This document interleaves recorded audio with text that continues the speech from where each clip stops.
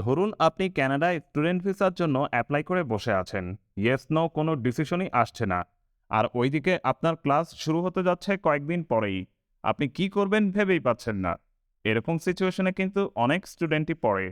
এর উপরে কেউ আবার টেনশন করে তার আইএলটিএস স্কোরের ভ্যালিডিটিও শেষ হয়ে যাচ্ছে। আপনি এই ধরনের টেনশন ও ঝামেলা থেকে কিভাবে মুক্তি পেতে পারেন তা নিয়ে কথা বলবো আজ। শুরুতেই বলে রাখি, ভিসার ডিসিশন তাড়াতাড়ি পাওয়ার ক্ষেত্রে সবকিছু কখনোই আপনার হাতে থাকে না।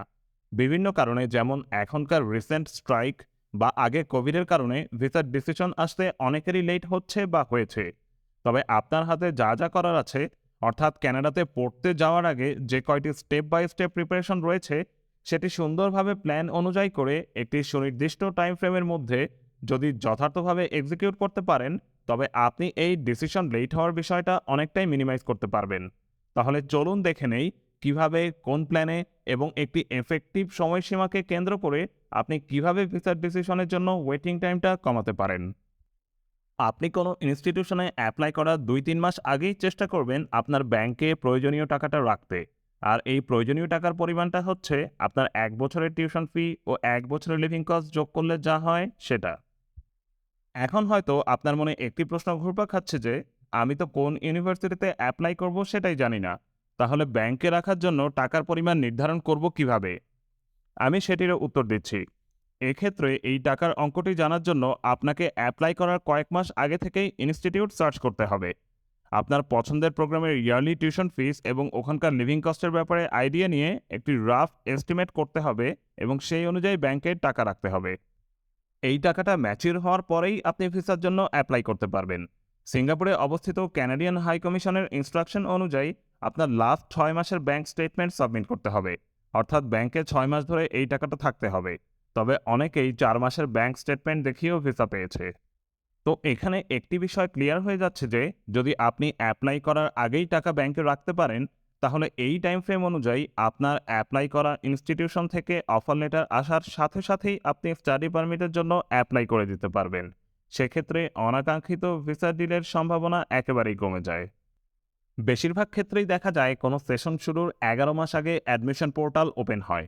আপনি যদি সেপ্টেম্বর ২০২৪-এর জন্য অ্যাপ্লাই করতে চান, তাহলে অক্টোবর ২০২৩-এই আপনি অ্যাপ্লাই করে দিবেন। তাহলে আপনার অফার লেটারও আগেই চলে আসবে, অর্থাৎ ২-৩ মাসের মধ্যেই আপনি এই অফার লেটার হাতে পেয়ে যাবেন।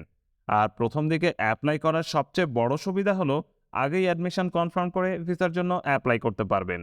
আর টিচিং অ্যাসিস্ট্যান্ট বা গ্র্যাজুয়েট অ্যাসিস্ট্যান্ট হিসেবে জব করতে চাইলে সেখানেও কাজটা কনফার্ম করে নিতে পারবেন।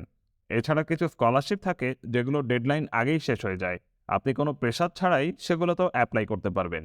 আর আপনি দেখে শুনে কম প্রাইসে প্লেনের টিকিটও করতে পারবেন, শপিংয়ের জন্য ভালো একটা সময় পাবেন এবং ফ্রেন্ডস ও ফ্যামিলিকেও এনাফ টাইম দিতে পারবেন।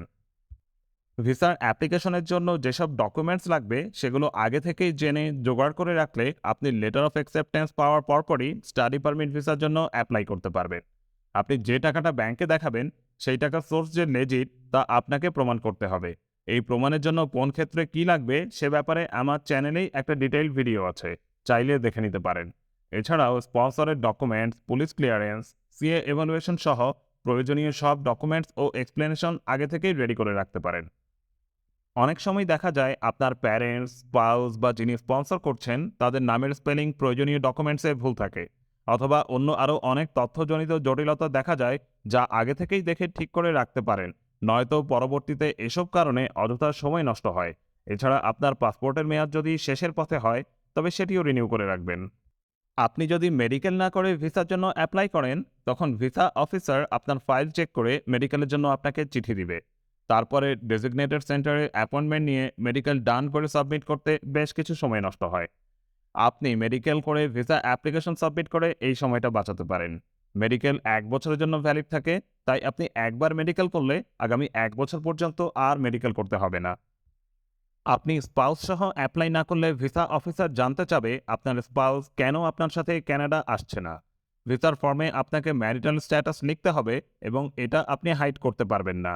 আর আপনি স্টাডি পারমিট পাওয়ার পরপরই যদি আপনার স্পাউস অ্যাপ্লাই করে, তখন ভিসা অফিসার জানতে চাবে হঠাৎ কী এমন হলো যে আপনার স্পাউস এখন কানাডা আসতে চাচ্ছে। এসব ক্ষেত্রে ইদানিং স্পাউসের ভিসা অ্যাপ্লিকেশনও ডিনাইড হচ্ছে। এছাড়া আপনি যদি দেখেন যে ভিসার ডিসিশন আসতে দেরি হচ্ছে এবং আপনার ক্লাস শুরু হয়ে যাচ্ছে, তখন আপনি অবশ্যই সেমিস্টার ডেফার করে আপনার ইনস্টিটিউশনের একটি updated letter of acceptance IRCC সাইটে ওয়েব ফর্ম রেজ করে সাবমিট করে রাখবেন। আপনি যদি সেমিস্টার ডেফার না করেন এবং আপনার ক্লাস শুরু হয়ে যায়, তখন ভিসা অফিসার আপনার ভিসা অ্যাপ্রুভ করবে না। কারণ হিসেবে দেখাবে আপনার ক্লাস শুরু হয়ে গিয়েছে এবং এখন গিয়ে আপনি আর কভার করতে পারবেন না। এই টপিক রিলেটেড আপনাদের কোনো প্রশ্ন থাকলে কমেন্টে জানাতে পারেন। এছাড়া ভিডিওটি কেমন লাগলো তা জানাতেও ভুলবেন না। এতক্ষণ সাথে থাকার জন্য সবাইকে অনেক ধন্যবাদ। সবাই ভালো থাকবেন। আল্লাহ হাফেজ।